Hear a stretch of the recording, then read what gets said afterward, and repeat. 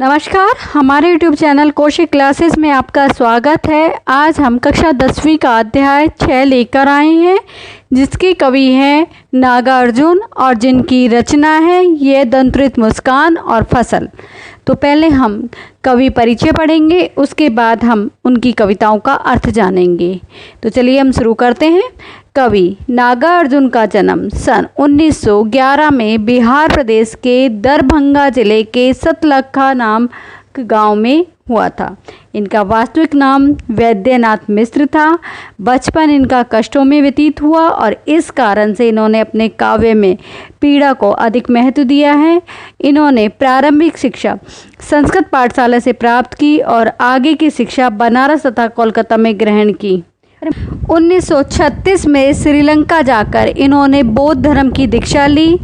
वे स्वतंत्रता संग्राम में बढ़ चढ़कर भाग लिया। ये घुमक्कड़, मस्तमौला व फक्कड़ स्वभाव वाले व्यक्ति थे और अनेक बार संपूर्ण भारत की यात्रा भी इन्होंने की। इनके परिवार व मित्र लोग इन्हें नागा बाबा के नाम से जानते थे। सन 1998 में इनका देहांत हो गया था। इनकी प्रमुख रचनाएं थी युगधारा, प्यासी पथराई आंखें, सतरंगी पंखों वाली, तालाब की मछलियां, प्यासी परछाइयां, हजार हजार बाहों वाली, तुमने कहा था, वरुण के बेटे, रवि नाथ की चाची आदि। ये दंत्रित मुस्कान, इसमें कहा गया है कि एक पिता के द्वारा एक छोटे से बच्चे का, जिसमें कि उसके छोटे छोटे नए नए दांत आते हैं, तो वो किस तरह से खिलखिलाता है, तो उसकी उपमा यहाँ पर दी गई है, उसके बारे में बताया गया है।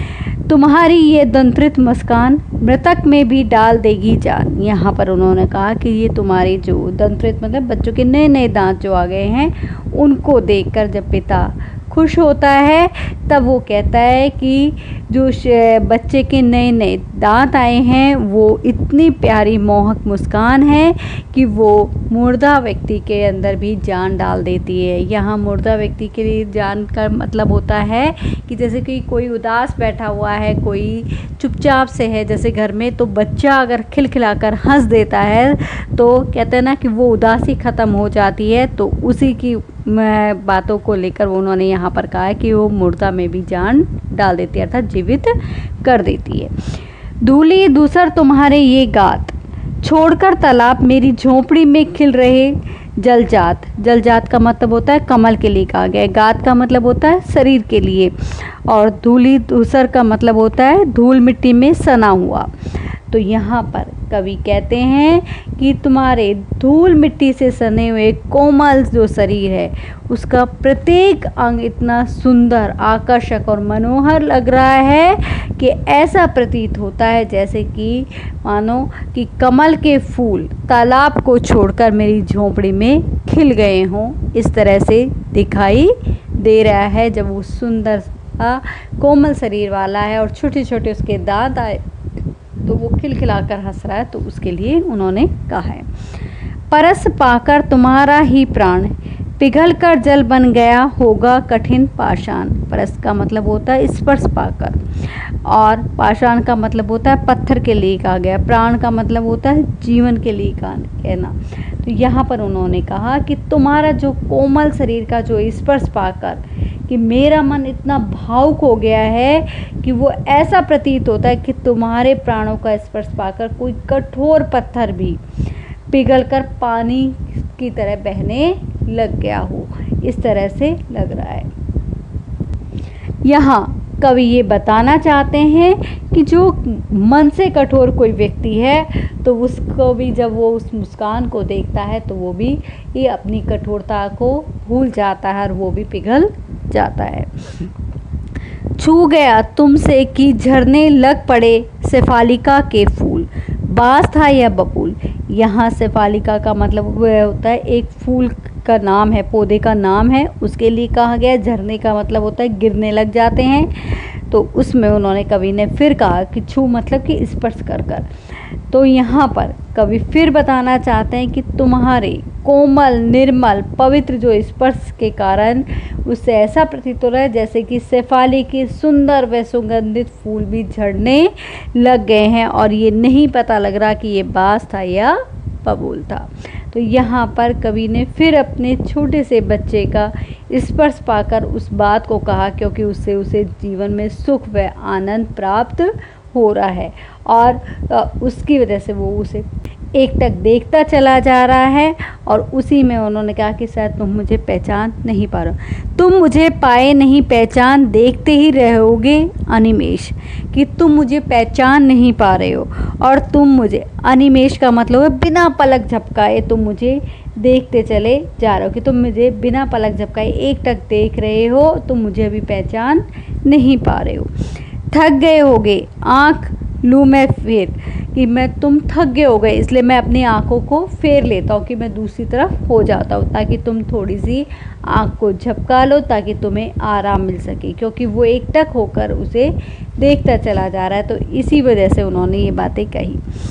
क्या हुआ यदि हो सके परिचित न पहली बार, यदि तुम्हारी माँ ने न माध्यम बनी होती आज।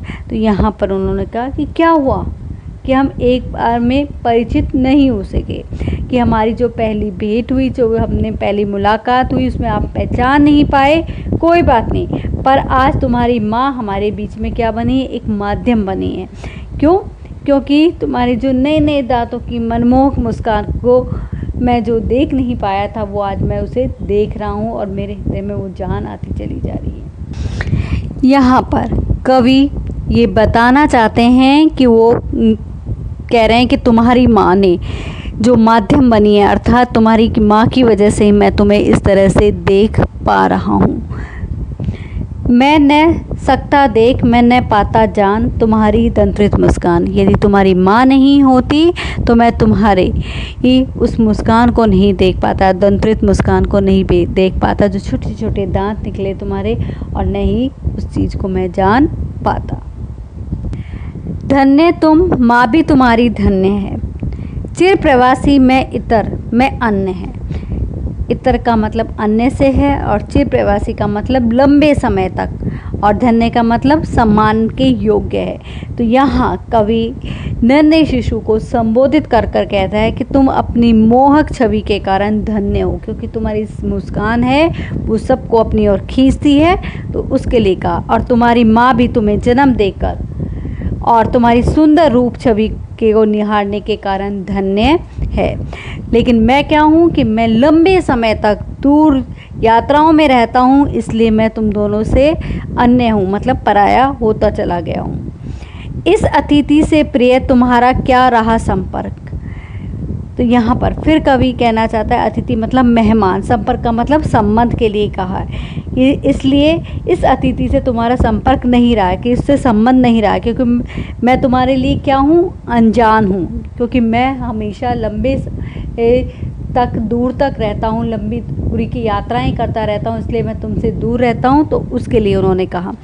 उंगलियां माँ की कराती रही मधुपर्क। यहाँ पर उन्होंने कहा मधुपर्क मतलब अमृत कह सकते हो, इसमें किस दही, घी, शहद, जल, दूध आदि का मेल से जो पंचामृत बनता है, तो उस चीज़ के लिए उन्होंने कहा है कि तुम्हारी जो माँ है, जो अपनी उंगलियों से तुम्हें पंचामृत चखाती रहती, मतलब तुम्हें कुछ खिलाती रहती थी।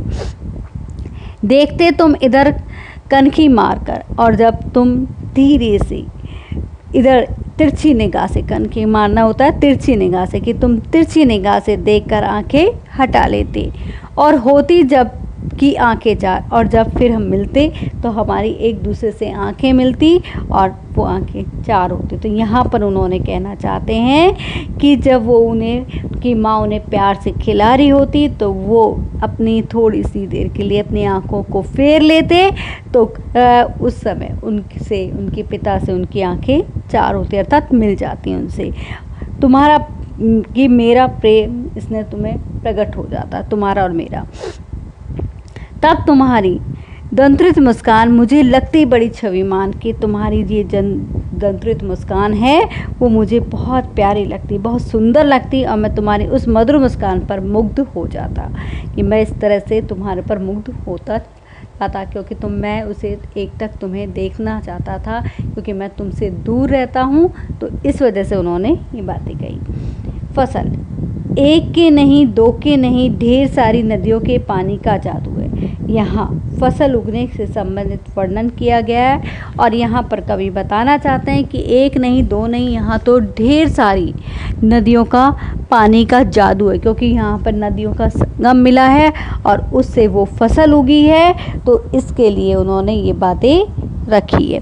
फिर उन्होंने ये बात कही कि ढेर सारी नदियों के जादू का पानी एक नहीं दो नहीं, लाखों लाखों कोटि कोटि हाथों के स्पर्श की गरिमा है। कि यहाँ नदियों का ही पानी नहीं है, बल्कि एक दो नहीं बल्कि लाखों करोड़ों हाथों का स्पर्श भी है, कि उनकी मेहनत है। और स्पर्श की गरिमा, गरिमा मतलब महिमा, प्रभाव है यहाँ पर उन लोगों का, किनका, किसानों का। कि यहाँ पर लाखों करोड़ों की मेहनत है, जो कड़ी मेहनत है। और इसी वजह से उन्होंने कहा कि उस कठिन मेहनत से ही इस फसल को उगाया गया है। एक के नहीं, दो के नहीं, हजार हजार खेतों की मिट्टी का गुणधर्म है यहाँ पर कवि फिर बताना चाहते हैं कि यहाँ एक नहीं दो नहीं बल्कि हजार हजारों खेतों की मिट्टी के गुणों की महिमा है। कि मिट्टी की जो उपजाऊ शक्ति के आधार पर फसल उत्पन्न हुई है, और उस उत्पन्न करने में नदियों का, किसानों का, खेतों की मिट्टियों का ही योगदान है, जिससे कि हमें यहाँ फसल मिल पाई है। फसल क्या, और तो कुछ नहीं वह।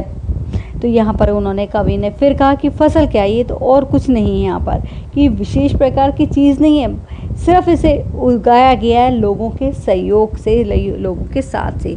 नदियों के पानी का जादू है वह, कि वो तो नदियों के पानी का जादू है, कि फसल जो उगी है वो नदियों के पानी के जादू से हुई है, क्योंकि उस अमृत से, उस पानी से उसको सींचा गया है।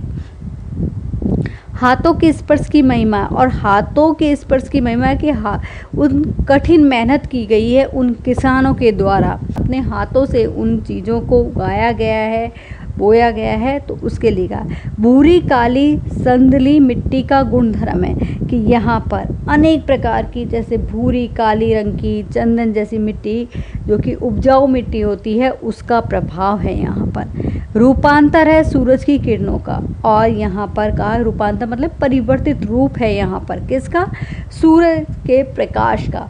कि सूरज के प्रकाश का है, क्योंकि उससे प्रकाश होता है, हवा से, इनसे फसल उगती है, जल्दी उगती है, पानी से, तो उसके लिए कहा गया है। सिमटा हुआ संकोच है हवा की थिरकन का।